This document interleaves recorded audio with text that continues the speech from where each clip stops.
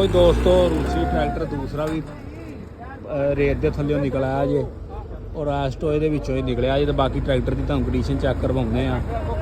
95 model ਜੇ ਦੇਖ ਸਕਦੇ ਤੁਸੀਂ। ਬਾਕੀ ਇਹਦਾ ਸਟੀਅਰਿੰਗ ਜਿਹੜਾ ਵਾ ਉਹ ਕੰਮ ਨਹੀਂ ਕਰ ਰਿਹਾ ਔਰ ਇਹਨੂੰ ਲੈਂਕਾਂ ਲਾ ਕੇ ਤੇ ਫਿਰ ਇੱਥੋਂ ਜਿਹੜਾ ਵਾ ਖੜਿਆ ਜਾ ਰਿਹਾ।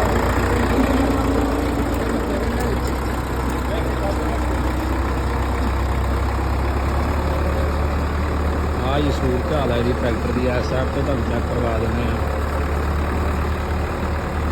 ਇਹ ਤਕਰੀਬਨ 1 ਮਹੀਨੇ ਤੋਂ ਬਾਅਦ ਇਹ ਨਿਕਲਿਆ ਰੇਤ ਦੇ ਥੱਲਿਓਂ ਔਰ ਇਸ ਸਾਈਡ ਤੋਂ ਤੁਹਾਨੂੰ ਚੈੱਕ ਕਰਵਾ ਦਿੰਦੇ ਹਾਂ। ਰੈਸਕਿਊ ਕਰ ਲਿਆ ਗਿਆ ਤੇ ਇਹਨੂੰ ਲੈ ਕੇ ਜਾ ਰਹੇ ਨੇ ਜੀ ਵਾਪਸ। ਤੇ ਆਹ ਇਹਦੀ ਸੂਰਤ ਹਾਲ ਜੇ ਟਰੈਕਟਰ ਦੀ ਦੇ ਸਕਦੇ ਜੀ।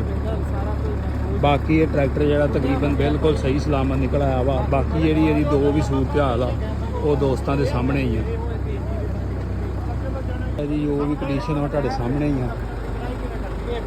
ਸਟੀਅਰਿੰਗ ਭਾਈ ਕੋਈ ਨਹੀਂ ਕੰਮ ਕਰਦਾ ਸਹੀ ਹੈ। ਬਾਕੀ ਇਹ ਦੇ ਸਕਦੇ ਰੇਤ ਮਿੱਟੀ ਗਾਰਾ ਘਾਹ ਬੂਟ ਟਰੈਕਟਰ ਦੇ ਹਰ ਜਗ੍ਹਾ ਤੇ ਜਾ